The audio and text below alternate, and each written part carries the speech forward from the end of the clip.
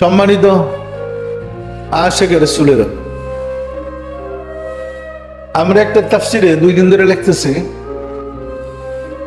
এক জায়গায় আল্লাহ বলছে, আলা ইন্না হিজবুল্লাহ হুমুল মুফলিহুন, যারা আল্লাহর সৈনিক তারা বিজয়ী। আসলে 2টা আয়াত আছে এরকম, ফাইন্না হিজবুল্লাহ হুমুল গালিব, এরকম করে 2টা আয়াত আছে। আরেকটা আয়াত আছে, আসমান জমিনের যা কিছু আছে সবই আল্লাহর সৈনিক। এখন 2 দিন ধরে যে কাজ করতেছি সেটা হলো আসমান জমিনের কারা কারা আল্লাহর সৈনিক কোরআন দিয়ে প্রমাণ করতে চেষ্টা করতেছি।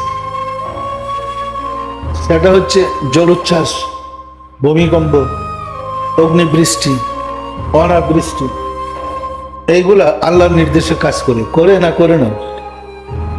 পাশাপাশি বলতে চেষ্টা করতেছি আল্লাহ কেন কোরআনে আমরা শব্দটা ব্যবহার করছে। আছে আমরা না, আমরা, এবং অনেক জায়গায় আসছে বহু বচন শব্দ ব্যবহার করে নিজের নামটা ব্যবহার করছে। কেন এটা ব্যবহার করছে? ওই তাফসিরের কোরআনের বিভিন্ন ঘটনার জের ধরে কোথায় কি শব্দ বলছে এনে এরপর বলতেছি কেন আমরা ব্যবহার করছি।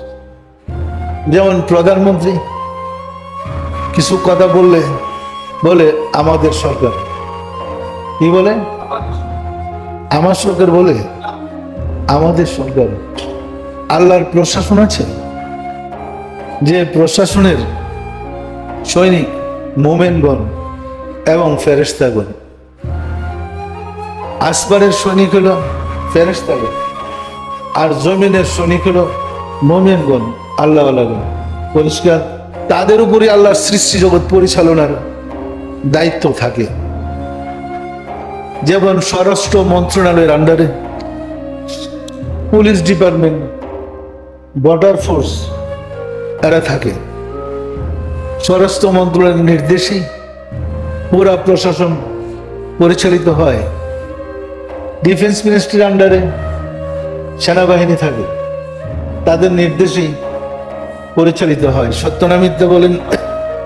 এখন প্রধানমন্ত্রী যদি সেনাবাহিনী চালাইতে যায়, সম্ভব?